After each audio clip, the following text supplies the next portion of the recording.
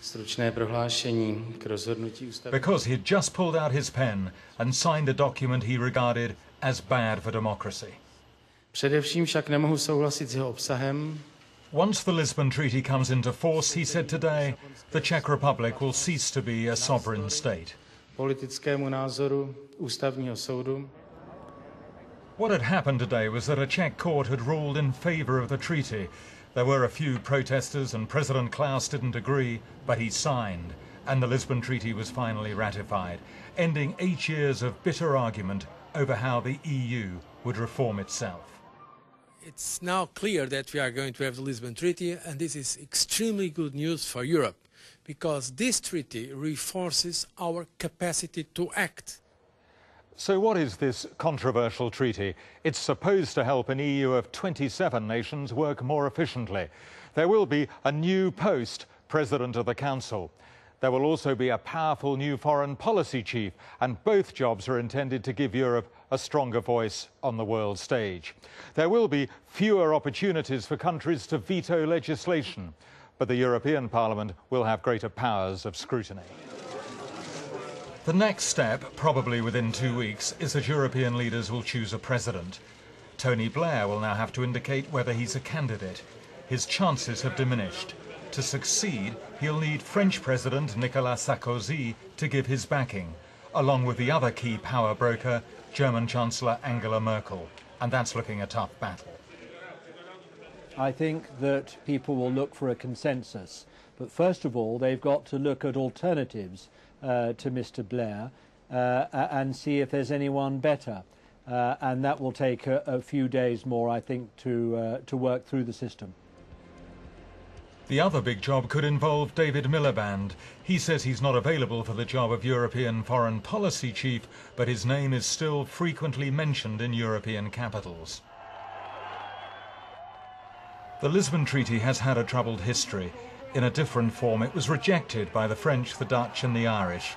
It was then tweaked, enough for it to gain support, and enough for the government here to say they didn't need to hold a referendum.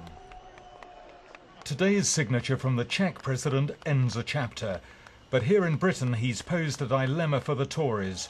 With the treaty finally agreed, they had to accept today it was unrealistic to put it to the British voters. Gavin Hewitt, BBC News.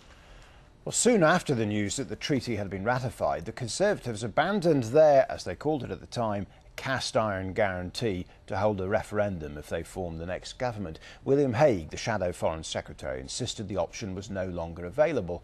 Mr Cameron is due to give his detailed response at Westminster in a matter of hours, as our political editor Nick Robinson reports. Let the people decide. For years, that has been the cry from opponents of further European integration, who've attacked the government for first promising, then abandoning that promise of a referendum. We want to have a referendum. I mean, I think people in this country will be frustrated and angry that Ireland has been able to vote twice on a treaty that changes the way we're governed, and yet we haven't been able to vote once. If you thought that meant the Tories would give you a vote on Europe come what may, think again. Now that the treaty is going to become European law and is going to enter into force, that means that a referendum can no longer prevent the creation of the President of the European Council, the loss of British national vetoes. These things will already have happened, and a referendum cannot unwind them or prevent them. That, some will claim, is a betrayal of a promise made 2 years ago by David Cameron to readers of The Sun. I will give this cast-iron guarantee, he wrote. If I become Prime Minister, a Conservative government will hold a referendum. But the carefully crafted sentence continued with the words, on any EU treaty that emerges from these negotiations. For years, the call for a referendum has been the glue that has held together Tories with very different views of Europe. Tomorrow, David Cameron must unveil a new policy without a promise of a referendum that will aim to convince people that even though the Lisbon Treaty is law, Britain can still win back powers from Brussels. The best way of achieving that is to put those ideas to a referendum of the British people and say, I want to bring these powers back. Do you agree? And when he gets an overwhelming a vote of confidence from the British people in such a referendum. He can go to Brussels and say, I'm not asking for these powers back. The British people are demanding these powers back. That view, held privately by many Tories, will be shouted from the rooftops by the UK Independence Party, whose unexpected success at the last European elections demonstrated they're a force to be reckoned with. The British people have got the point. The majority of them already want to go back just to free trade, and we will put that to the British people, and I very much hope we are at least able to deny the Conservative Party a very large number of seats. The last time the British people had a vote on Europe was in 1975. She campaigned for a yes vote, before later joining those who worried that Europe was getting just too powerful. No, no, no.